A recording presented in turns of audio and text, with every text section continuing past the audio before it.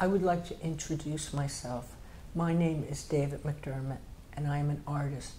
But what I'm really interested in doing is destroying the linear time system.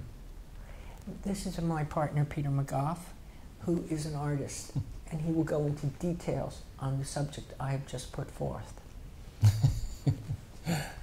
We've worked together for 30 years. We met in 1980 in the East Village.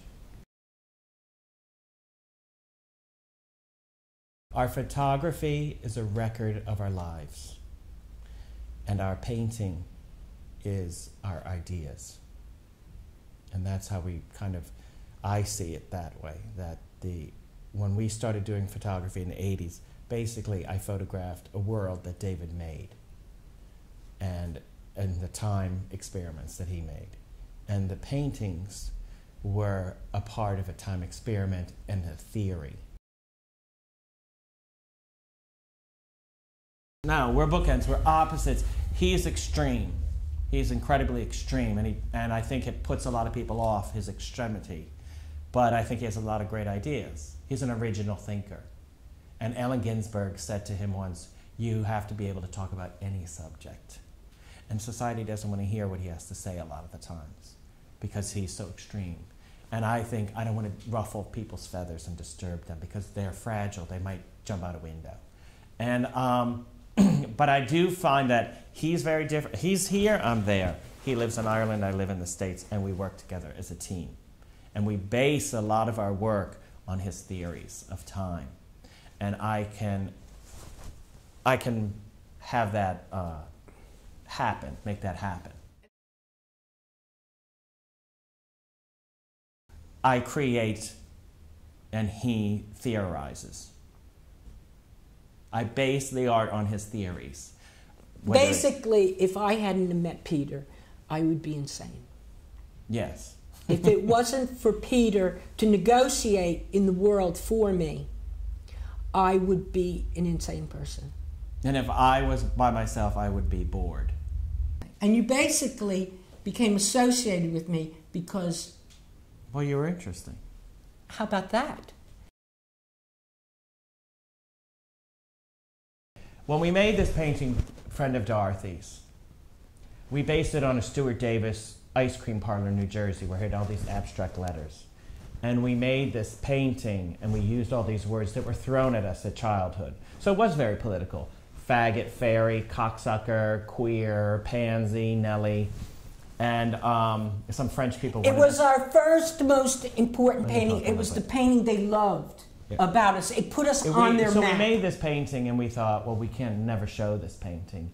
And when Richard Marshall, one of the curators of the Whitney Biennial, came to visit our studio for the first time, we hid the painting because we thought, well, we can't, this is too much. And he said, what's that painting? He saw it because it was yellow. And we pulled it out and he said, oh, it's really great. And that's what got us into the biennial. The idea of queer being odd or unusual. You know, these are the origins of homosexuality. That's where our work became political, I guess you could say. But it came out of a naivete. We weren't saying, we're political people and we want rights and we want this and that.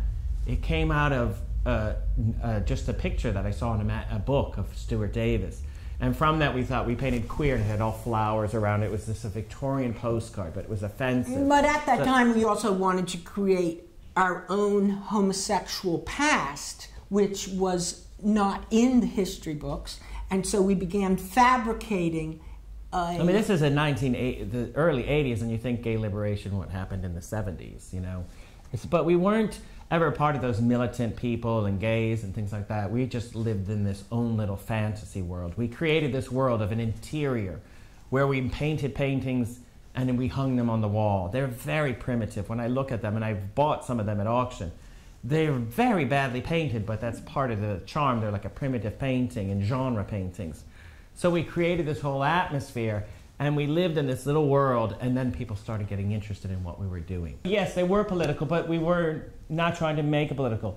Our statement of the past, you know, David's statement, I've seen the future, and I'm not going. And when you think of what's happening in the world with the oil spill, and you think of all these things that are being destroyed, and that's the future. I had that thinking in 1959 when I was a kid. I could look around and I could just see that this was going in a very bad way. And it's obvious. The way I think of it is we've taken a road up to a mountain. There's just a cliff. You can't go any further. And everybody's coming up this mountain. And we're saying, there's nothing up there. We have to go back to the village and take the other road. And that road, that crossroad, is back in 1928. Someplace back there. We took the wrong road. This goes nowhere. An artist is a very special person. They don't think like most people. They're the only ones that the society has given the right to go into the taboo and the forbidden. Everything comes in language. That's where everything starts, in language. There was no God before there was language. And in the Bible, the first sentence, there was the Word, and then there was God. It all comes from language. Everything is language. And visual language, verbal language, it's all language. Well, communication. It's all how you communicate an idea. And if you're an intense person, your ideas won't come across. The person will just think they're crazy. Like the artist who now has died and they're going to make a success out of him. He was a very difficult person. He smelled. He smelled. He had food. I hated him. Whenever I saw him, I wanted to run. We tried to collaborate with him, and he was just completely obnoxious. And we were his friends. His language, that no one could relate to his language. Who knew what Van Gogh was like? I think he was insane, Van Gogh. He cut his ear off. I think... No, they have a new theory that Gauguin cut it off. Really? Yes, that was the theory. I just read it. Yeah, that Gauguin in a fight cut it off. Well, they'll have to remake that Kirk Douglas movie now. I wouldn't kill anyone. I wouldn't want to harm anyone like that. Would you lie and cheat? No. Would you steal? No, Would you corrupt a youth? No. Moral. What would you consider being immoral? Giving drugs to a young boy, giving him cigarettes, teaching him how to make cocktails. Plato said there's 3 gifts for the boy. A promise of lifelong friendship, gifts pertaining to education, and introductions to high-level persons.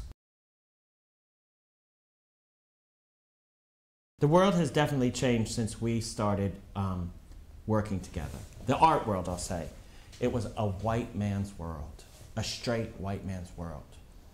And Warhol was the fag of it, you know. And even Rauschenberg and Johns that were fags, they were a little afraid of him because they said to Emile D'Antonio, the filmmaker, he was too swish for us because they're so obvious a homosexual. I had an artist in front of Alice Neal tell me that I should definitely not produce any work that would link me with homosexuality.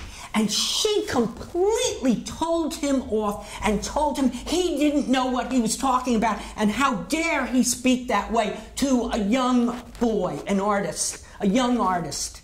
So it infuriated her because she connected it to herself as a woman.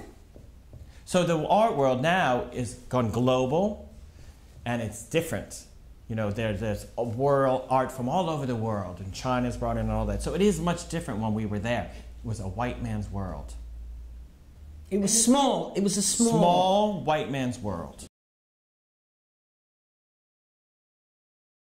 The artist is about going into the unknown territory and finding. I tell that to photographers. What you're supposed to do is find something that nobody's photographed. Lisette Modell said to Diane Arbus, who was her student, if you look through the camera and you recognize it, don't take the picture. Do you have any other questions? Oh, are we finished? Really? Oh, that's great.